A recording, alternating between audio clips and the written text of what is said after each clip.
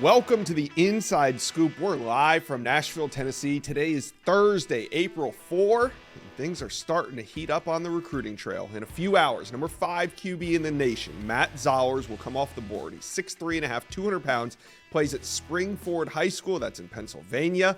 Now, we know the primary teams involved in this one are UGA, Pitt, Penn State, and Missouri. Some of you may be watching this after he's already announced. Either way, it's a big moment for what is going to be an action-packed month of April. Things are just starting to heat up. We got some big visit weekends happening this weekend. We're going to talk about that later on the show. But before we look into what April will bring, let's take a look at the biggest commitments from the month of March. Now, here are the top commits from last month. I want to just go through a couple of these. Got to start with Justice Terry and Isaiah Gibson. Well, and for that matter, Hilton Stubbs as well. But Justice Terry, the flip from UGA. Isaiah Gibson was not a flip, but it was right in Georgia's backyard. And prior to these two committing on that Sunday morning, USC had one commitment. It was Julian Lewis, and he committed in August. So from August all the way through really late March, USC had one commitment, and it was Julian. So now we have talked about Julian Lewis quite a bit on this channel. You guys know that. I think this helps with his commitment to USC because, like I said, at some point you got to start wondering if you're Juju, hey, what's Lincoln Riley doing? Is he not recruiting the high school level because he's not going to be here for a long time? But all that out the window, USC gets things kick-started with the commitment of Justice Terry, then Isaiah Gibson, Hilton Stubbs. I believe they're up to 8 or 9 commits right now, number 3 class in the country. Big piece of it was getting that Justice Terry flip. All right, then we move on. We got Duke Johnson to Alabama. Now, I'm old enough to remember when Duke Johnson committing to Miami was a big deal. This is a different Duke Johnson. Tim Watts tells me that the 6'1", 200-pound Johnson will play linebacker, or maybe coming off the edge. He could even play offense, but definitely going to be a linebacker in that Alabama defense. Johnson is now the number 1 ranked prospect in Bama's class, and it was a big month of March for Kalen DeBoer. Duke Johnson was just the biggest of his commitments, and remember, Kalen DeBoer was there was a portion of the fan base at Alabama that was worried about DeBoer and his recruiting efforts. I'd say March did a number on those guys. That part of the fan base is silent now. Let's move down the list a little bit. I want to talk about Tarvos Alford, also known as TJ Alford on this channel. Ohio State beat out the big 3 schools, really the big 4 schools in the state of Florida. UCF was also involved in that one for the number 8 linebacker in the nation. And I think this just sets the stage for an epic Miami OSU showdown down the stretch. Remember, 2 years ago, Miami flipped Mark Fletcher. Last year, Miami flipped Jordan Lyle and Justin Scott from Ohio State. 3 big flips, but Ohio State has done plenty of damage recruiting in South Florida as well. Remember that name, Jeremiah Smith, from last year. But either way, this one will be one to watch down the stretch because TJ Alford, a really talented player from Vero Beach, Florida, is somebody that the Miami Hurricanes are not just going to give up on. So watch for this one. This one will heat up for sure back in October, November, December, and we'll keep an eye on it. All right. Those are the big moves from March. What is coming in April? You guys let me know. We're about to get ready for a huge month of recruiting. Comment section below. What do you guys think will be the biggest commitments in the month of April when we look back on this month? We'll see. Let me know. Comment section below. All right. We're going to start the show now. We're going to talk Texas, Notre Dame, and USC on today's show. Let's get to it. In today's video, we are talking Texas Longhorns' most important visitors coming up in the month of April. Got Justin Wells from Inside Texas here to break it all down. But before we get going, Texas fans, lock in. Hit the subscribe button to the On3 Recruit channel. We love talking Longhorn recruiting here.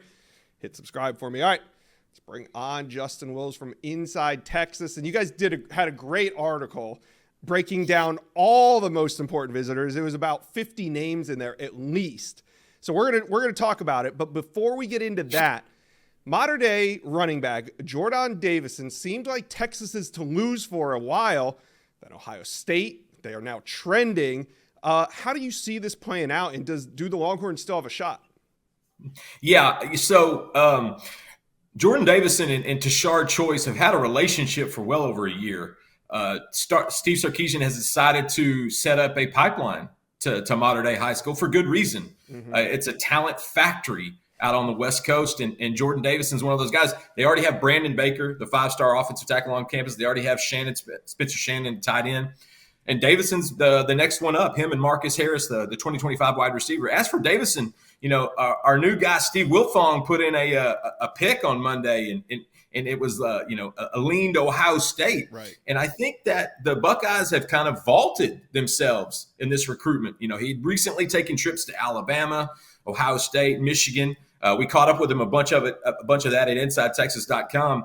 But I think Ohio State hiring Lachlan out of Oregon, I think that's a big boost, and I think that's what's put them into that vaulting position. That being said, I got to catch up with him yesterday, and he's going to be back in Austin on Saturday, and he's been to Austin probably, I don't know, 5 or 6 times already. He's been a frequent customer of the University of Texas. Him and Choice have a really good relationship. He's the top target on that big board for running backs. And so I honestly think the recruitment is just now starting. I think the Horns had the early lead. They were in on it early. They built a great foundation. But Ohio State's coming strong. This recruiting class in the last month has jumped. They're doing a lot of good things. Ryan Day has got a lot of good momentum. And then with that new running back hire, Coach, I think it's put them squarely at the top. And so I think it's going to come down to Texas and Ohio State at the end, Josh. Yeah, I think hiring Carlos Lachlan away from Oregon, it's kind of that West Coast connection. He takes it to Ohio State. That's kind of why a lot of the experts are jumping on Davison to Ohio State. But like you said, hey, visits make a big difference. And this weekend, he'll be in Austin, so we'll see how that plays out. I want to get to your article now. I read it, like I said, over 50 visitors, but something that stood out to me was the wide receiver group and the defensive line group. So that's what we're going to focus on in this video. Wide receivers on campus, we'll start there. A bunch of 5-stars. You got Khalil Lockett, DeCorian Moore, Caleb Cunningham, Jamie French, who's right outside the 5-star, but basically a borderline 5-star prospect. So if you're looking at this list and you're a Texas fan, who are you telling them to zero in on moving forward? DeCorian Moore and Khalil Lockett. I think those are the two most reasonable at this stage. Look, Texas loves Jamie French, and they love Caleb Cunningham for good reason. Those are two of the best pass catchers in the country for good reason. French, former Alabama commit. Cunningham's in Mississippi, and a lot of people think it's probably going to be an Ole Miss, Mississippi State battle there. But listen, the two top receivers, I believe in the On3 industry rankings, are DeCorian Moore out of Duncanville and Khalil Lockett out of Saxe. As for DeCorian Moore, he's solid to LSU. He'll tell you that. I actually caught up with him on Friday before he went to the Texas Relays in Austin. Got to catch up with his family. His family actually walked over and spent a little bit of time with the coaching staff. And then I found out that he's coming back for this weekend. And so DeCorian's actually going to be in Austin 2 more times this weekend, and then April 20th for the spring game. And so for LSU fans, that's a guy you want to hold on to pretty tight, because I honestly don't think that recruitment's going to get kicked off until probably November. Mm-hmm. But there are a handful of schools that are still in the mix that are going to get official visits. Ohio State, Oregon, and then obviously LSU and Texas. This is going to come down to LSU and Texas. I feel like he's going to go to one of those 2 schools. If he decides to stay in state, that'll be a Texas. That'll be a flip.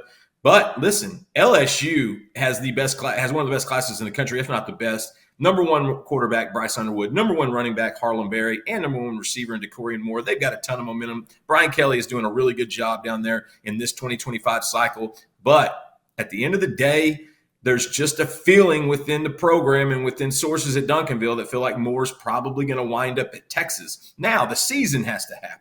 Right. A lot of that is going to be determined on how Texas looks in 2024, how LSU looks in 2024. But right now, he'll tell you he's solid to LSU. But that relationship he's building with Texas, which has been built for the last 2 years, I think is one of those that LSU fans really need to pay attention to. As for Khalil Lockett, he's got a couple more officials set up. Texas was always going to be there. LSU was going to be there. But now he's looking at Michigan. Now he's looking at USC. This is a guy that – On3 was big fans of this guy. This guy really rose up, and I love that he got that Charles Power and those guys ranked him higher, because his body control, precision route running, his hands, he's elite.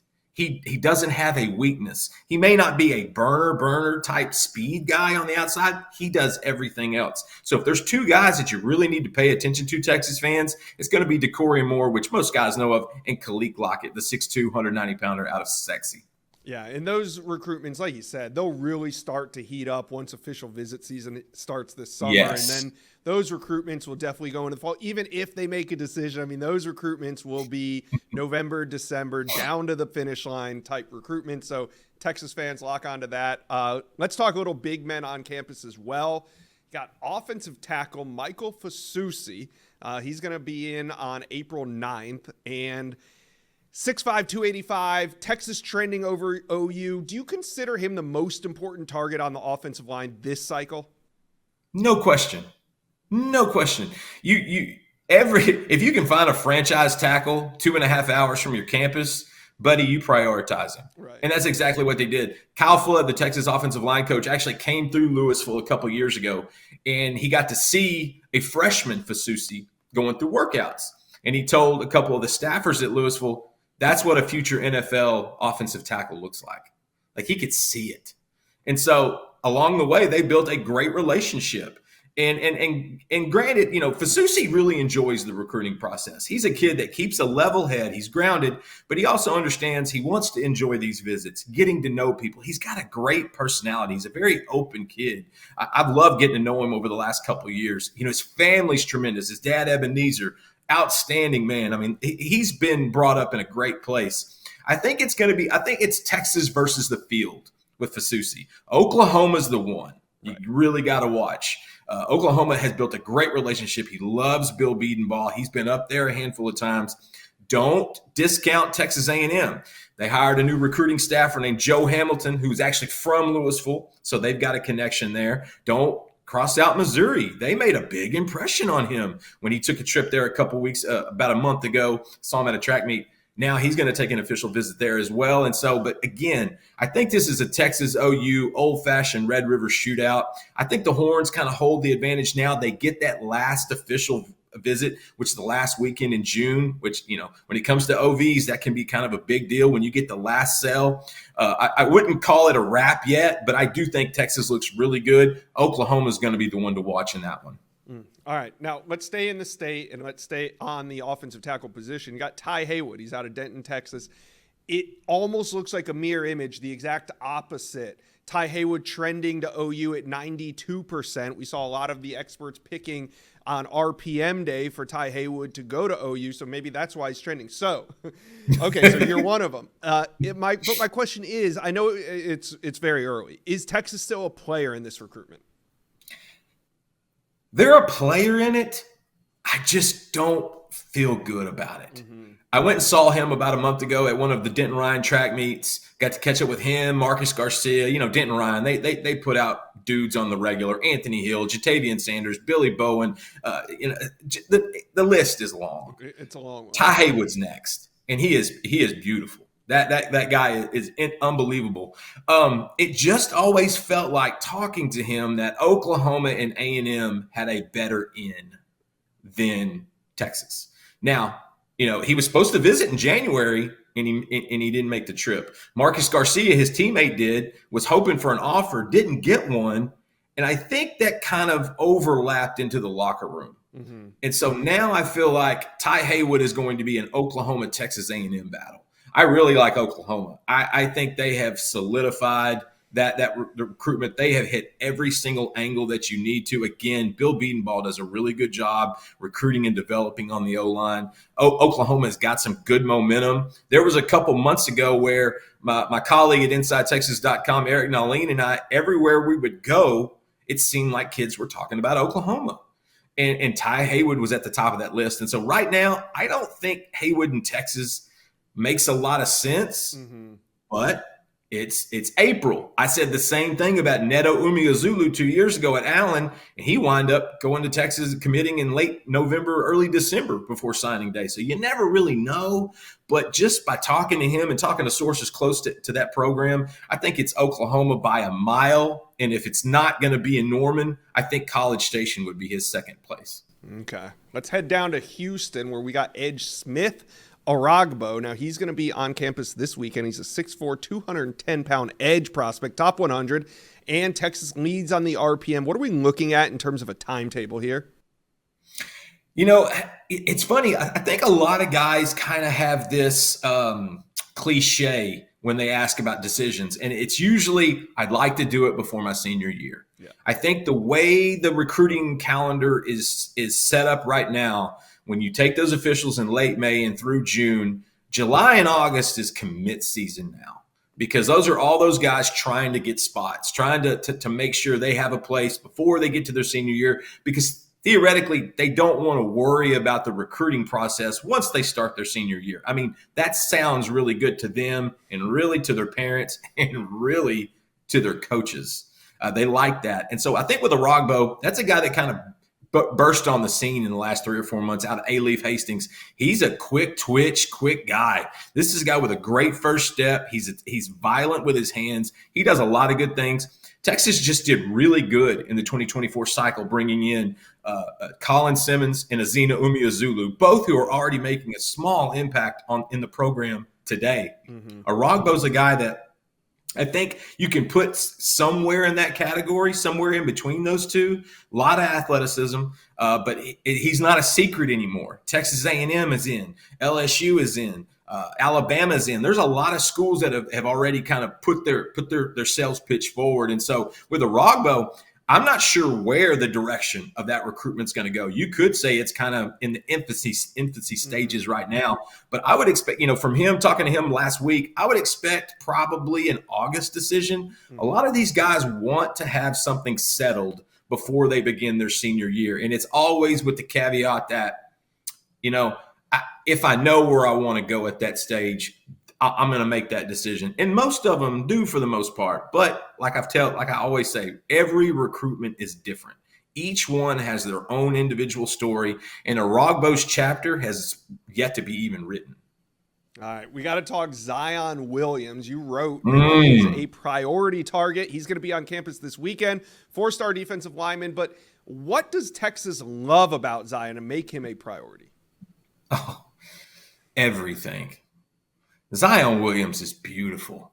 If you're say we're playing NCAA 25, we got it back. We're playing it, and we're creating the ultimate defensive tackle in that create dynasty mode. You create Zion, 6'5.5", 320, moves like a dancing bear, incredible feet, great multi-sport kid, runs track, in the theater, played Santa Claus in the Christmas Carol. He does so many different things. Like, Zion is such a well-rounded kid. There's so many things to like about him. On the football field, he's tough. He's just tough to handle. He's not only big and strong and can overpower you, he's got some technique. He's got some ability, but mostly he's got the motor. A lot of times with defensive linemen, they pick their spots, especially when it's hotter outside. Yeah. But Zion is a full-on 100% type kid with a $1 million smile. I mean, he's tremendous. He's related to defensive line coach out of TCU, Jamarcus McFarland, former Lufkin Panther. And if you know anything about Lufkin, that's a football factory. There's tons of guys that have come out of there, from Des Bryant to Eric McCoy to Jaron Thompson. I mean, Lufkin they churn out talent. Zion's the next guy. This one is going to come down to Texas and LSU, in my opinion. He's going to see A&M. He's going to see Alabama. He's going to see a handful of other places. But Texas really started this relationship early. They got in on him early. I'd met him probably 2 years ago, going into his sophomore year, and you could just kind of tell that he was going to be the next one up. Bo Davis did a great job for Texas building that bond. Then he heads to Baton Rouge. Right. And now LSU has that momentum. He's already been to Baton Rouge twice since January. And him getting back on campus with his mother on April 6th is one of those data points that we talk about in recruiting, because if he doesn't get back on campus before that June 21st official visit he has scheduled, and granted, Texas is the only OV he has scheduled right now. And so that's a decent little nugget for Texas fans. But if he didn't get back on campus this Saturday, LSU might have ran away with this. So the fact that he's coming back in, he's yet to meet Kenny Baker in person, the new D-line coach at Texas. I think that's the one thing that's keeping LSU ahead just by a couple inches. If he can start, they've talked on the phone plenty of times, and Sark and PK and those guys have done a great job of also cultivating the relationship. But he's going to be coached by Kenny Baker. That's going to be the sales. That's going to be the guy he's going to have to be convinced with. Bo Davis has already accomplished that. So Kenny's got a little slack to make up, but there's so much to like about Zion Williams. He is an absolute phenomenal prospect, an even better kid, and I think that's going to come down to Texas and LSU. Yeah, and this is a perfect example of why these April – I know it's only April, but like you said, these points of contact, you have to have these consistent points of contact throughout the year. Spring is vitally important, and the month of April is going to blow up for Texas and Texas fans. Go check out Inside Texas right now. Justin Wells has that article up there on the front page. Well over 50 big-time visitors coming in this month. We're going to learn a lot about Texas recruiting. Justin Wells, appreciate you taking the time to stop by the Inside Scoop today. Josh, I appreciate you guys so much. Notre Dame has wasted no time loading up on 2025 commitments. The Irish currently sit at 19 as we head into the important spring and summer recruiting months. I got Notre Dame recruiting insider Mike Singer on to talk most important remaining recruits. We're going to break it all down in this video, but first, Notre Dame fans, do me a favor right now and hit subscribe to the On3 Recruit channel. We love talking Irish recruiting, so jump on board for me. All right. Let's bring on the great Mike Singer. We're going to talk top remaining targets. Time to put the final touches on this class. And looking at the top remaining targets, I mean, hey, everyone in here is big time. They're all inside the top 150. We'll just start with Derek Meadows, the 4-star wide receiver out of Bishop Gorman. Mike, it seems, I know Notre Dame's kind of been at the forefront of this one, but Alabama and Georgia are getting involved. Do you still agree with the RPM heavy in Notre Dame's favor? Maybe not as high as it is, but yeah, I think that Notre Dame's the leader. And then, you got LSU, Michigan, Tennessee still in the mix there. But the feeling on the Irish side of things following his Notre Dame visit was that Notre Dame just has such a strong lead here. Mm-hmm. When they offered him last June, that was several months before a lot of the other schools that we're talking about now offered him. So I just think Notre Dame had a strong head start there. I still like the Irish to eventually win this recruitment. South Carolina is another school that I didn't even mention there. He's going to take an official visit there, but I think when he takes that official visit to Notre Dame in mid-June, I think they're going to lock him up soon after that. All right, so we're looking at likely a summer decision there. Now moving on to safety, Jadon Blair, another one with a ton of competition. He's from North Carolina. He's on campus Wednesday. How important is this visit? It's a huge visit, and it's like a mini official visit. It actually might be longer than an official visit. He gets into on Wednesday, and I believe the visit goes through Saturday. So he's the top safety target that they have on the board right now. They have 2 safeties committed already. I think Blair's really the only guy they're still looking at for the position. He's just a player that's too good not to take. So Penn State, I believe, is a leader in that recruitment, but Notre Dame feels that they have a chance to, pull right, even with Penn State, if not surpass them with a good visit this week. But I think he's got like 7 or 8 official visits planned. That's a new rule. You can take more than 5 these days. So this one is far from over, but Notre Dame's going to keep recruiting them as long as they have a pulse, to keep recruiting them. Yeah, and you can kind of feel that this class needs a couple more DBs, which is why we see Dallas Golden on this list. 6'1", 165 pounds out of Tampa. Florida State, Notre Dame kind of at the top of his RPM. Obviously, the in-state Florida schools are going to try to keep him in state, but why do you think Notre Dame has a shot here?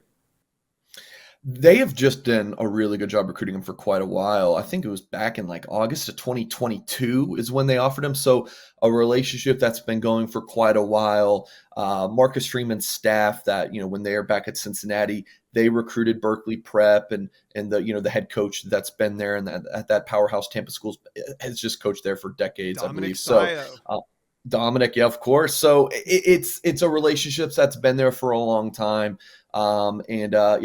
Notre Dame didn't have, quite the luck with Keon Keeley at Berkeley Prep, a couple cycles ago, but they're looking to change their fortunes with Dallas Golden here. And I do believe that Notre Dame is the team to beat there. Clemson's another one to watch, but my sources think that Dallas Golden will ultimately end up Irish. Yeah, just generally speaking, Berkeley Prep, they do send guys all across the country, even though they are in Tampa. It's not necessarily a hotbed for the 3 in-state schools. So we'll see what happens there with Dallas Golden's recruitment to Notre Dame. Another defender on this list, no surprise, Madden Fariamo, 6'3", 225-pound linebacker prospect. You don't see a lot of these big linebacker prospects anymore. They're kind of hybrids these days, but the Irish, I mean, everybody's in on him. The Buckeyes, the Ducks, the Trojans, they're all high on his list. Texas and Washington also getting involved. But what's your read on where Notre Dame stands? Yeah, we're talking a lot of defensive guys because I feel like the offensive class is mostly finished up, just a couple of finishing pieces. But yeah, Farimo, Notre Dame sources are feeling pretty good about this one. I'm not able to report the date yet, but we do expect him to visit South Bend this spring. So keep an eye on that. We'll certainly be reporting about that at blueandgold.com. If not, if someone at On3 potentially beats me to it, we'll see. But Farimo, I really like where the Irish are at there. He visited last summer, had a good trip. He's not someone who does a lot of media interviews. He talks to Chad Simmons, though, because it's Chad Simmons, of course. Chad gets that intel. But his recruitment's not very publicized. But Notre Dame is, I think, just right there with everyone else. It has the feel of Kingston Viliamu-Asa, who the Irish landed from Southern California last year. I think that Notre Dame might be able to pull off an upset just like they did with KVA last summer. So we'll see. I think Notre Dame's got a really good shot there. Yeah, so, they're at 19 commitments. Obviously, we just hit the high notes. There's way more guys on the board than just these 5, but this would be a heck of a finish. So ultimately, I mean, Mike, what are we looking at here?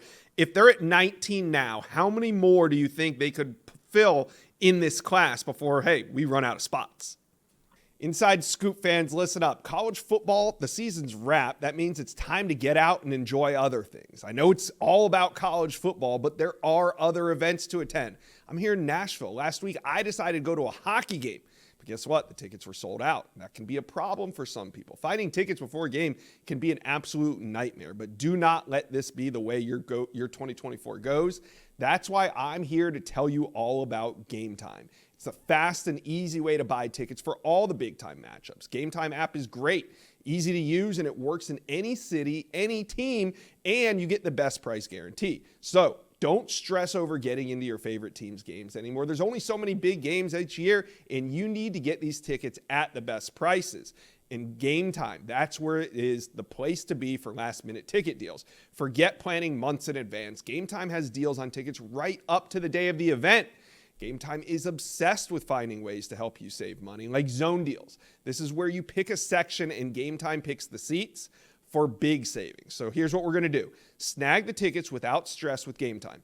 Download the Game Time app, create an account, and use code INSIDESCOOP for $20 off your first purchase. Terms apply. Again, create an account and use code INSIDESCOOP for $20 off. Download Game Time today. Last-minute tickets, lowest price guaranteed. What we've seen the past couple years from Marcus Freeman is that they'll take about 30 new players. And it's a combination of obviously transfer portal and in the high school. It had been more around the 23 to 24 high school guys plus, that 5, 6, 7 to get to 30. This year, I think it's going to be more on the high school side. I think we might get to 26, 27 for Notre Dame's class. And then they'll round it out, 3 or 4 transfer portal guys. So that's kind of the number for me is around 26, 27. So Notre Dame, while they have 19 commitments, which leads the country, they still have a good bit more room to add more players. Yeah, absolutely. So Notre Dame fans, check in, talk to me. What do we think here? Comment section below. Who are your most important remaining targets? Who do you think Notre Dame's going to land, and how many can you fit in this class? All right, Mike Singer from Blue Gold. You guys do a phenomenal job covering all things recruiting and football over there at Blue Gold. Go check that out. Thanks for your time today, dropping by the Inside Scoop. Of course. Thank you, Josh. USC recruiting has been on a heater for the past 3 weeks, and it doesn't look to be slowing down anytime soon. The Trojans, they're up to 8 commitments and have the 3rd-ranked class in the country right now. I got Scott Schrader from We Are SC on to talk about what is next for USC recruiting. But first, Trojan fans, lock in and hit subscribe to the On3 Recruit channel. We're going to be talking USC recruiting all season long, so lock in right now. Hit subscribe for me, please. All right. We got to start with Julian Lewis, the number 9 overall player in the country, committed to USC since August. and he was back in LA. How did Julian Lewis's visit go to USC this past weekend? The visit went extremely well per USC people. It went as well as it possibly could. I think it's the best they've felt about him in quite a while. They weren't expecting an imminent decommitment or anything like that, but No. they were wondering what might be happening. So this visit really kind of helped them out a lot. I think it helped Juju out a lot. So I think the visit helped him in ways maybe I'm not able to share because I haven't had a chance to talk with him. But I know they left Los Angeles feeling really, really strong about USC. Yeah, that's kind of the word out of there. Steve Wiltfong, On3's national recruiting analyst, had a great interview, goes in depth. You guys have it on the front page of your site. Go check that out now. What are you hearing, though, for what's next for Lewis? I mean, he had scheduled these visits. Do you still expect him to kind of go on this spring and summer tour of seeing other schools? I do think he's going to take these visits. I asked his dad if that was going to be the case, and he said they were going to take his visits. These visits are probably going to come in June. It kind of sounded like his USC official visit may not happen in June. It may happen later in the year. So I'm not really sure where things stand on that. But Right. yeah, I do expect him to take the visits. And I'll be quite honest with you. I think you'll agree with me. I think these guys should take their visits. I think they should take their visits before they commit. But if they're going to commit early, I think you need to keep your eyes open to other opportunities just in case there's big changes. Because, this offseason kind of highlighted on how crazy things can get with coaching situations. Yeah, I feel like the old school mentality that Dabo and some other coaches had about commits not taking visits or we're going to cut you loose, that just doesn't work anymore in this day and age of college football. You just have to kind of go with the flow. Like you said, ideally you would like your commitments to take all their visits before committing, but in the year of 2024, 2025 cycles, we're not seeing that happen anymore. I wanted to talk about Julian Lewis's impact on the wide receiver board. I know he was there over the weekend with Andrew Marsh, who is a priority target for the Trojans, but there's some other big names on the board, like a Kalik Lockett or Vernell Brown or Dylan McCutcheon. What type of impact is he having on the wide receiver board? Well, yeah, just hitting on Andrew Marsh, who I did talk to right after his visit yesterday. He said it's a big deal to be able to have somebody like him he can develop a relationship with and know that he is an elite quarterback. And I think that's no shocker to anybody. Obviously these receivers want to have a good quarterback wherever they go. But I think being able to develop the relationship, they had an opportunity to talk by themselves. It wasn't just a meeting with like Lincoln Riley and the USC coaching staff and family. It was just kind of those guys getting together. He's probably not pushing as hard as USC is for him to commit, but Andrew said that Julian was definitely pushing him to commit. All right. Well, wanted to bring you on, talk a little Julian Lewis. I didn't think he was going to shut it down, but like you said, it does sound like the USC Trojans maybe in the best spot they've been in with Julian Lewis since he committed back in August. Would you agree with me? Oh, absolutely, 100%. There was even some concerns when he came out to Southern California a few weeks back, played in a 7-on-7 event and did not visit USC. Now, people can read into what they want, but, for me, I remember asking if he was visiting USC on that visit, and TC Lewis said no. And I was just kind of like, wow, okay. I mean, it was really not that difficult to get to USC, but they were busy taking care of stuff. But this is definitely the best they felt about him, and I think that going forward, this is going to be we'll probably hear more and more about Julian helping with the recruiting effort as well. All right. Well, that is what USC fans want to hear. Scott Schrader from We Are SC. Thanks for dropping by the Inside Scoop, talking a little Julian Lewis today. Thank you for watching this video. And if you enjoyed that, go check out the hundreds of videos that we have on this channel. And also do me a favor, hit subscribe to the On3 Recruits channel.